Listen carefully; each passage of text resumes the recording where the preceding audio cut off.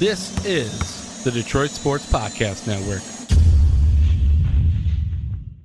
I can find someone physically attractive, but like, I just don't have interest in having sex with somebody who I don't know.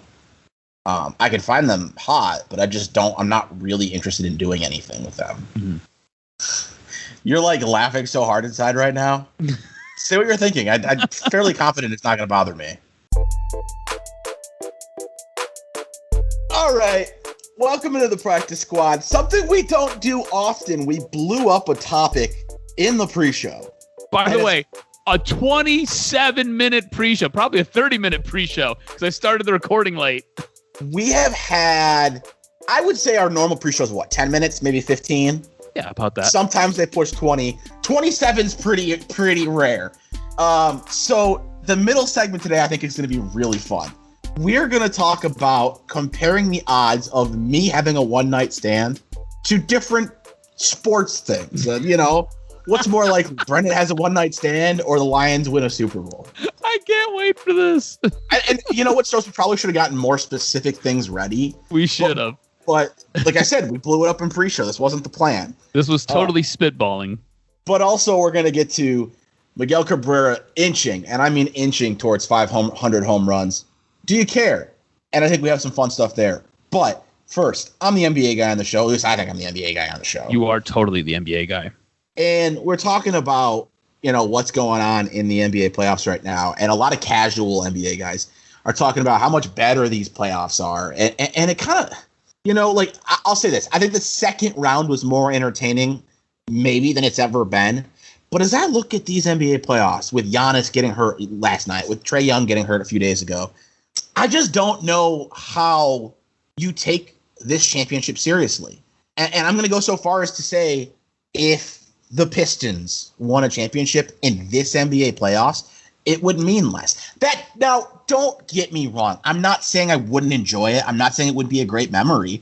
But I would never be able to let go of the fact this isn't one team getting hurt. This isn't the Toronto Raptors benefiting from the Warriors having a bunch of injuries. These NBA playoffs are a fraud. None of these teams are the teams that they're put together to be. Stroz, I read yesterday that Giannis and Paul George are the only all-NBA players left in the playoffs who haven't missed a game. Do you understand how insane that is? In a league dominated by superstars, that only 2 of the top 15 players are still alive and have played every game. That's ridiculous. That's not the way the NBA works. Superstars are too important in the NBA. There is no world where the team that wins this championship was the best team in the league. I don't even think they were close. Like, this isn't one team that got upset, man. This whole thing's a mess. I would concede that the shortened season has had its casualties. But what I will tell you is I find this NBA playoffs leading to the finals much more exhilarating and much more fun than just about anything I can remember before. Gone are guys like LeBron, Steph Curry. You don't have guys like Kevin Durant, James Harden. All the big names are gone. What you have are a lot of young guns. You basically have that next wave, and you're getting to watch them play. Yeah, there are injuries. There are a ton of injuries. Teams right now are decimated by injuries, and you're missing a lot of big names. Giannis went down the other night, right? Might be able to play on his knee, might not. MRI came back, no structural damage. That's a good thing. We'll see if he's going to be able to go. You got Trae Young, who's dealing with a bad bone bruise right now, hasn't really been able to go. You've got guys that it seems almost like guys are falling off left and right, but I think it's more interesting. I think it's a little bit more exhilarating because you get to see fresher faces. You get to see different teams. That's such a crappy response. Like, I don't believe that. I really don't. Crappy response. To me, like, that's you're full of shit. Like, it's so easy to say that. And again, the second round was the best it's ever been because in the second round you had a depleted Nets team, which allowed Milwaukee to stay in the series. I'm sorry, if they were healthy, Milwaukee wouldn't have been in that series. You had it. I mean, it looked like the Clippers were going to be done when Kawhi Leonard got hurt. That's a team that on paper should have been one of the best teams left. Obviously, they ended up winning. Look, you say you get to see the fresh look, the star. Mm-hmm. Do you understand? Trae Young is having, like, I don't want to call it like GOAT level, but Trae Young is having a historic NBA playing outstanding. And how interesting and how fun is it? But do you understand how absurd it is that he is playing that way, which has dragged his team to where they are now, and they still won a conference finals game without him? The Atlanta Hawks winning a conference finals game without somebody who's been having a historic playoff performance is like saying anybody can win. You can't convince me the Pistons couldn't have competed for a playoff series win this year. And that's not a good thing. I understand you hockey people like to think anybody being able to win in the playoffs is a good thing, but it's not. It means the playoffs are meaninless. Look, what are we trying to prove here? Who has the hottest, like, week and a half? What are we doing? Just cancel the playoffs. Just put a massive asterisk by it. Cancel it all. It's all done. It's over. I'm sorry, but if Milwaukee Bucks win the championship after the route they've taken, I don't respect it. If the Suns win a championship after why they had to go to overtime with Kevin Durant to win that game. Yeah, and that was supposed to be a stacked team. Kyrie Irving and James Harden. James Harden was playing on half of a leg, and Kyrie Irving wasn't playing. They didn't beat a real Nets team. Oh, and now they get to play the Atlanta Hawks, who are 5 years ahead of schedule because Trae Young is dragging their sorry asses along. And then he goes down? It's a cakewalk. Like, people complain for years that LeBron got to have a cakewalk in the East. If what LeBron went through was a cakewalk, this is a junior high basketball run to the finals. I think that's where the problem is. You're such a LeBron protector that's not even true. You are. You love LeBron. 3 Atlanta Hawks. You got Bogdanovich. You got Trae Young, and no, he doesn't count. He's hurt. Name 3 other Atlanta Hawks. No, Bogdanovich balled out the other day. Yeah, sure. Bogdanovich counts. I'm saying don't count Trae Young.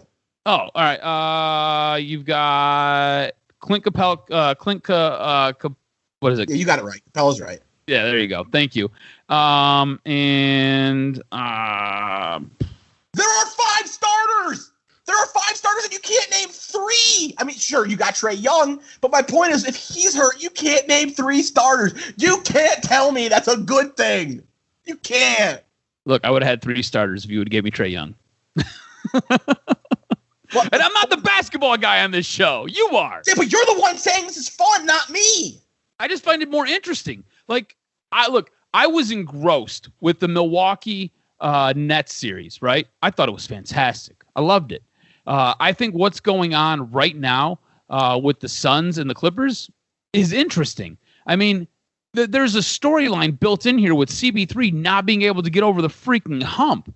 I think that's interesting. I think Devin Booker is fun to watch play basketball. But it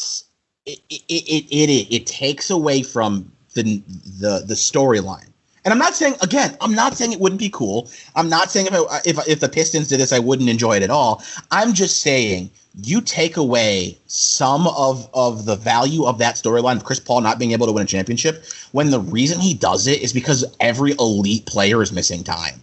Kawhi Leonard is the best player remaining in these NBA playoffs, and he's not on the court. And he's basically done. He's not on the court. So, like, it just doesn't mean the same. Cool, you won a championship, and you had one of the easiest routes in NBA history. I can live with a team. Like, when the Raptors beat the Warriors, people said what the Warriors were, depleted. And like, I found myself in the middle. Yeah, they were, but it's one series. This isn't one series, man.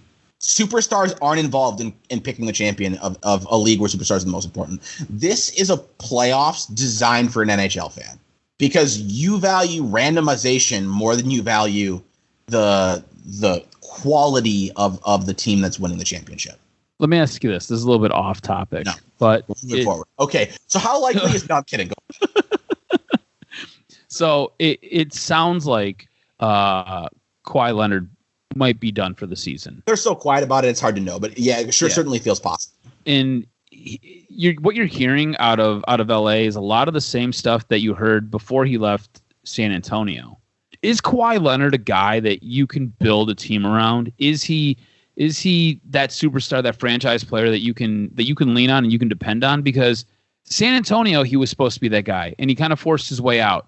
And it was a whole lot of stuff about, I don't believe what the doctors are telling me, this, that, the other thing. goes to Toronto and wins a championship, and everybody is loving him. And he talks about how he's going to come back and then doesn't, ends up in LA. And now you're hearing a lot of the same things. I just don't know if he's a guy who you can trust to build around. I just don't know why. Like, I don't know what to tell you. If the Pistons had a shot at Kawhi Leonard and he was 2 or 3 years younger, I'd say, hell yeah, do it. He's a little too old for their timeline. Like, I think look, he's one of the 5 best players in the league. Can you win with one of the 5 best players in the league? I sure hope so. If you can, it's not his fault. Can you win with Peyton? Like, can you win with Peyton Manning? Yeah, I think so. I mean, he only won, 2? And in one of them, he was a bad player. Mm-hmm. So you could argue, I mean, Indy only won 1 championship with Peyton. Could you really win with him?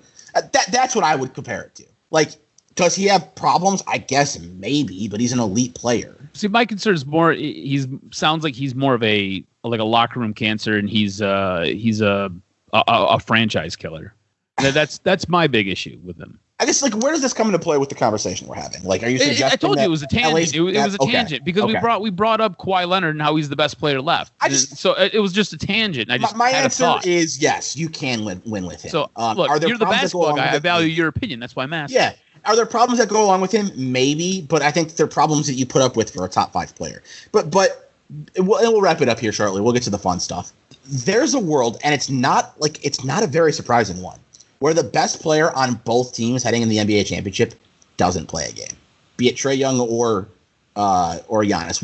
I think Trae Young would probably be back. We don't really know enough about Giannis yet to know. Yeah, for sure. And Kawhi Leonard, it seems like definitely isn't playing. Yeah, and sounds like he might be done. I just don't know how you look at that and say, yes, this is more fun. The second round it's like the NCAA tournament. Upsets are great early on, and even a Cinderella team is fun. But if you get to the Final Four and every team's a 7 seed, we're like, what the hell are we doing here? See, I don't know. I think that is more interesting. And look, I think you say it's more interesting, but I don't think you're more likely to watch. I think if you make I don't know about that. Like, if it's Hawks, Suns. Here's the thing. I've watched more basketball with this playoffs than I have in probably the previous 2 years. Normally, I check in for the finals, and that's about it. I've watched more. Are you gonna watch tomorrow's Hawks Bucks game if Giannis and Trae Young don't play?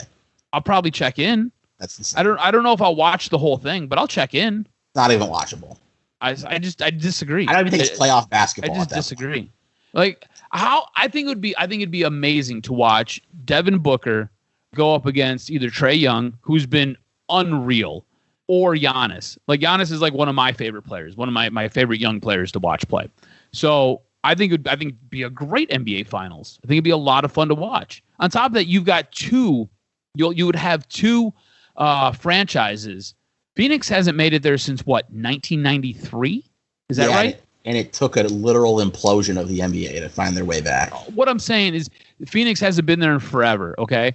And I remember watching Fat Charles Barkley run up and down the court against Michael Jordan. It was great. And I wanted the Suns to beat the Bulls. So whatever that has to do with anything, just put it out there. You hockey fans just want everyone to have fun. You're just like, I just want everyone to get a taste of the championship. Oh, I know you're not very good, but like, you still deserve your chance. Ribbons for everybody participation award. Hockey is the participation trophy of professional sports, and you know me. I'm here for participation trophies. You are there for participation. But hockey's doing it the wrong way, man, and that's what these NBA playoffs are. And I think that's really, honestly, I don't even think, like, I make fun of hockey a lot. These NBA playoffs are made for hockey fans because you don't know what's going to happen, and bad teams might win games. And like, for me, I think that is what makes it more entertaining. There's nothing less interesting than turning on the game and LeBron just takes over and dominates. And it's cool when you get to the finals. I hate watching good basketball. There's nothing worse. What? Your face right now is great. I can't help but laugh at you. I'm just agreeing with you, man. I want to watch John Collins take over a game. Kevin Huerter? Doesn't watching Kevin Huerter hit a 3, and I don't even think I'm saying his last name right, doesn't that make you feel like you could play in the NBA? Makes me hard. Yeah. Like, that's what good, entertaining basketball is. I don't want to watch LeBron play basketball. I think you're taking what I'm saying and just going to extremes with it now. Yeah, but it's called radio or podcasting. Yes, that's exactly what this is. Hello, Adam. We are 72 episodes into a podcast? Yes. Thank you for joining. I don't think I've ever called you Adam on the podcast. I think that was a first. Mark it down. Episode 72. All right. Coming up a little bit later, we are going to get into Miguel Cabrera's inching towards 500 home runs and whether or not you care. But, Stroz, what is that face you are giving me? Are you okay? Yeah, I'm sorry. Do I need to call a doctor? No, I'm sorry. I don't want to talk too much about how we're looking because it's a podcast. They can't see that. But you just gave me a hell of a look. I was worried about you. My bad. I was just clearing stuff off my computer. That's all. Stroz, I kind of think I want to let you lead this. I don't know the best way to approach this. How do you want to go after this? Well, I think we start by kind of laying out what transpired, because I think that is a pretty interesting conversation that we had. And then I think we kind of go from there. And it was one of those things where this is already like this is a topic we're gonna have to be careful because you're gonna tiptoe in areas I'm not sure that I'm willing to go. But I trust you. Maybe wrongfully. Probably wrongfully. And I think that's a prime spot to kind of jump off with this. We were discussing a topic where you're like, I don't know if I'm really comfortable about all that.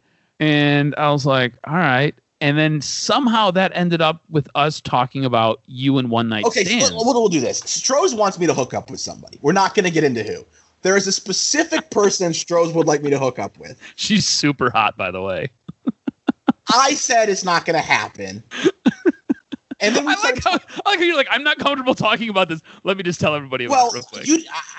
It was unfair to put it on you to know where I'm comfortable. So we're not gonna talk about who it is. But there's somebody Stroz would like me to hook up with. Okay. I said it's not going to happen, and then we started talking about the odds it would happen. And we're not going to deal with that. The hilarity, because B was, I put it at 9%, and you were like, legitimately 9%, and I was like, yeah, 9%, and I was like, he's like, but do you really believe it's 9%? And I was like, no. I was like, it's 9% because I love you and I want you to do this so damn bad. And you're like, it's probably closer to less than 1%. Oh, I do. I think it's less, because here's the way I was thinking about it. How many opportunities need to present themselves before it happens? And 1% would be 1 in 100 opportunities. And I don't think that's even close. I think we're talking 1 in a few thousand. See, I don't think it's that many at all, because you already have, I don't want to say a history with this person, but that would be such a over the top. Here's what Stroz is saying. I know this person. Yeah. That's all he's saying. You've already had interactions with this person. Like, look, you've enjoyed their company. They've enjoyed your company. You guys have drank. You guys have drank together. And look, what else a good bottle of booze makes for less inhibitions. You realize, and next thing you know, is your tongue's in her mouth. She is a woman. There's no other necessary parts to the equation. Now, you added alcohol here, but still, your point was like, you know who she is. Yeah. It's a big step. She's not a celebrity. Well, hold on. So when you're out at the bar or you're out at a restaurant, you're someplace, like you're walking through the mall and you see an attractive female, okay? The hardest part is that initial icebreaker. It's getting up to the courage to go over there and introduce yourself and say hi. You already had that. It's already done. Like you are basically 2 feet in the door. All you got to do is walk in, pour yourself a drink, and say hello, fine lady. The initial icebreaker is difficult, but I would argue the step where you fuck them is pretty difficult too. No, it's not. Not when you're drinking. Look, booze makes for panties that just fall off. Did you ever hear what was it? I think it's by Dan and Shay. I think the song's called Tequila. Yeah, I've heard it. That. So I'm just saying. So let's get into the topic that we're actually going to go into. I'm curious. Tequila makes my clothes come off. So we're going to go a step further, Stroz. This is somebody I don't know. We're going to go true one night stand. Give me some things in sports that are less likely. So I think with this, you have to take into account that you know a person you find very attractive. Okay, so you don't want to do a stranger. That's fair. No, we're gonna. I'm getting there. You got to build. It's radio, B, and podcasting. We're building. We're fleshing out a story. Didn't you just tell me about that a few seconds ago? Yeah, well, you and I disagree on how long that should take. That's true. You want it now. It's much like your sex life. Instant. Done. Is that much like my sex life? I would argue that's not like my sex life at all. Your sex life is non-existent right now, B. Well, I mean, I'm not talking about right now. I'm just talking about the process takes a little bit longer. Oh, okay. So do you want to start with the Lions? Lions Well, I think the easy question is Lions Super Bowl. What's more likely? Yeah, I think you having a one night stand is more likely than the Lions winning a Super Bowl. But it's not by much. I think it's like Lions winning a Super Bowl 0.5. What happens first? Yeah, I think B hooking up in a one night stand closer to 0.7. The answer is neither.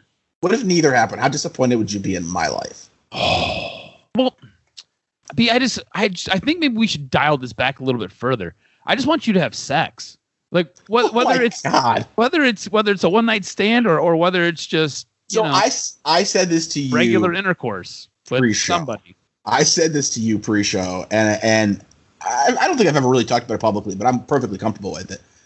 I'm not really interested in having sex with somebody I don't know, which is why I think we're talking like next to zero chances on any of these things. Mm-hmm. So like, Stroz, if you want this to happen, you just need to like. You need to hit the relationship part to happen first. I don't think you necessarily need to have a relationship in order I'm not saying people need to. I'm just telling you I do. You have to be in a relationship to have sex, B. Like let me ask you this. Let me ask you this, okay? The female in question, right? Let's just say things happen, right? Okay, they're not going to, but go ahead. Just play with me now, okay? Just pretend for me. I don't want to play with you. You want to play with her? I mean, okay, so there we go. All right, now we talking, B. Okay, so things present themselves and a few drinks, and she's sitting extra close to you. One thing leads to another. Her hand is in the middle of your thigh, and she's like, "Hey, can we go? Can we go to my bedroom? Can we go to your bedroom? Can we go to a room?" You're not gonna have sex, or you're at least not gonna pull it out and let her, give you a little. I just don't like you. To me, you're like, so you're having drinks, and then wings start growing out of your back, and they just start flapping, and you start flying, and all of a sudden, you're flying around the world. So you're telling me you're not going to use your wings? This is exactly what I'm doing. But B, it is like this, right? You just have to be ready to close. Like you just have to be in a position where you can't close a game when you're losing 7-2. You're not going to end up losing, B. Have confidence in yourself. It's all about confidence, man. I'm perfectly confident in myself. It's not about whether or not I'm capable. It's about whether or not I really want to. We've already established that you like her. No. She's attractive. I find her attractive. But no, I don't think even if the situation presented itself, I would really be that interested. When was the last time you had sex, B? Can we talk about a year ago? At this point, you should be fucking holes in walls. A year ago. At this point, you should be ready to jump on everything. Prior to that year, I went like 3 years straight. Holy cow! Jeez. Look, I want to put this out there. I think I've only had maybe one, maybe two one-night stands. So like, I get that you generally want to know the person that you're going to hook up with. Okay, I totally understand that, and I respect that. All right, but at a certain point, B, you need a slump buster, bro. And if it could be with a hot chick that you really like, why not? Last summer was a slump buster. Last summer was interesting. A slump. Last summer was interesting for you. Maybe you can call her up. See if she hit her up on a humbug. Okay, can we be real for a second? This topic has not gone nearly as well as I planned. Well, we haven't named anything with sports. Well, the problem is I think we both kind of realized as soon as we got into it, the answer is everything's way less likely. Yeah, I mean, but can we be real for a second? I have wondered how hitting her back up would go. Okay, that's interesting. So, but the thing is, the way it ended, like, and not just the way it ended, the whole thing was kind of like, I remember telling you as I went into it, it was like, yeah, this thing's probably not going to work very well, but I'm having fun. And so, like, that seems like the thing that, like, you don't go back to a year later. I mean, yeah, probably not. but, so hold on. Are you still, like, were you guys at the point where you guys are following on socials? No. So that makes it a little bit harder because you don't know what her situation currently is. Right. So I was going to say if she was single and you knew she was single, I think it makes it a little bit easier when you can just be like, hey, I know it's a little bit strange. I know we haven't talked in a year. Yeah. Hit her up.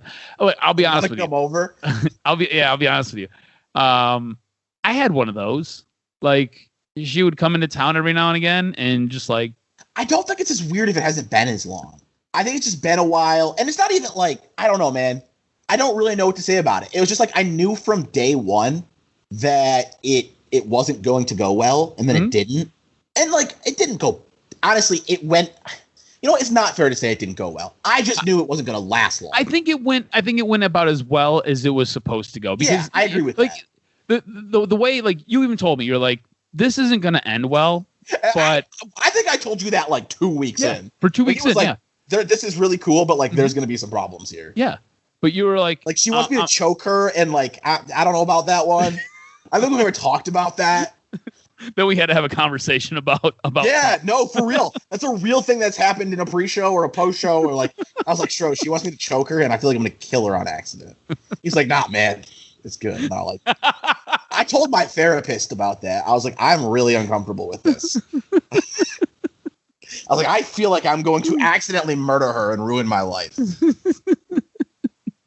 You need to have her sign a consent form before you guys have sex. Even if I never went to jail, accidentally murdering somebody while having sex is something I would never get over. And for the record, I want to be very clear here. Not a single part of me judged her for that. And like, I wanted to do that for her. It was just like, come on, man. I play things so close. We talked about it in pre-show, just me and you, I think, right? Yes. I said, like, you're not afraid. You're just going to go and do whatever you want to do. I'm very brand safe. Yes. Although I don't know about choking somebody in sex is very brand safe. But, like, I'm just, you know, I like to play inside the lines a little bit. And choking is, hey, man, I did it. But it was not. But you were so uncomfortable when you did it. Yeah, it was not my thing. She's like, hey, will you step on my head while you're banging me from behind? I'm like, yeah, if I get my leg up there.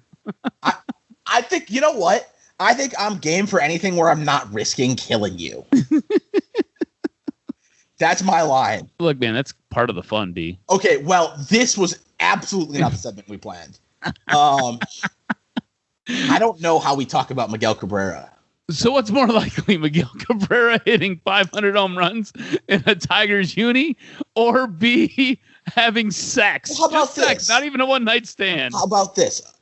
Miguel Cabrera hitting 500 home runs for sure, because that's like, so what's the number? What's the number where the answer becomes me having sex? Because 500 is Cabrera. Yeah, because he's only like 7 away. Yeah, 600 you all day. Look, so where in the middle? With the way Miguel, 550. With the way Cabrera has been playing, like I don't even know if he'll hit 500 this year.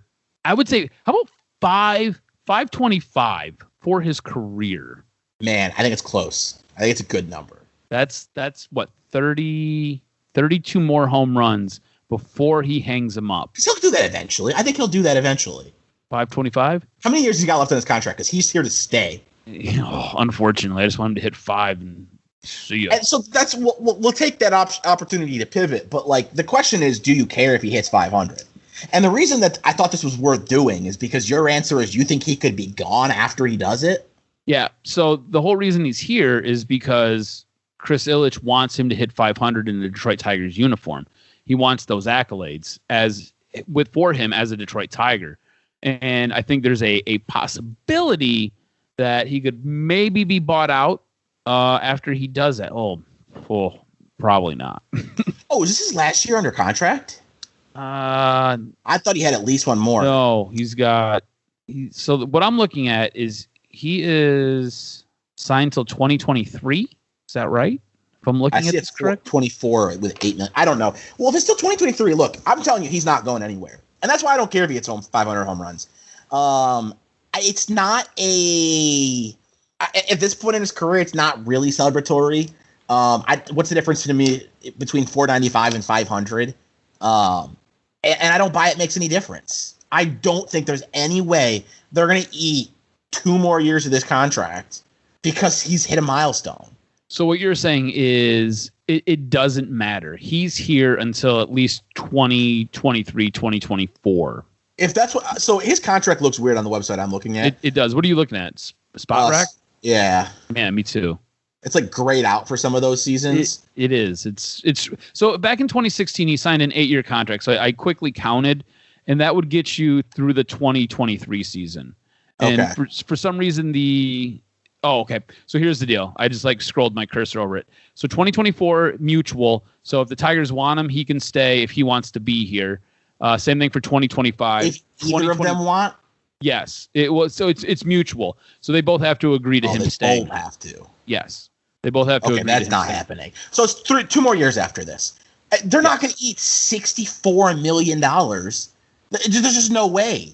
This guy is here to stay. So yeah, 500 doesn't matter. For one, he's hitting 500 no matter what. Mm-hmm. That dude might accidentally bunt 7 of those. He's getting to 500. Here's the thing, though. He hasn't shown the ability to make it through a complete season in a couple of years, and he's playing less and less games now. And you can obviously see there is a major decline in his power. He has 6 home runs this season. They're about halfway through the year. That's why originally when we were kind of putting this topic together, I thought it was an interesting conversation. Like, do you think he gets to 500 this year? Because I don't even think he gets to 500 this year because of how little he's playing, his performance, and you just know there's going to be some sort of injury that derails him and takes him out, puts him on at least the 10-day DL, and it'll probably happen twice. So then you got to look at next year, and yeah, he'll probably hit it in 2022, but I think it gets really, really sketchy going forward for Miguel Cabrera. That's why I think it's a good number for 525 for whether or not B. Well, look, Stroz, I guarantee you I'll have sex again in my life. So if you don't I think you will too. If you don't get it by yourself, I will pay for somebody. I don't care, B. Okay, you want to talk about something I'm not interested in? I'm not even that interested in a strip club. Do you think I'm going to have sex with somebody who's paid for it? My mind. God. When you come home, I just want to take you to the titty bar. No, thank you. It'll be a good time.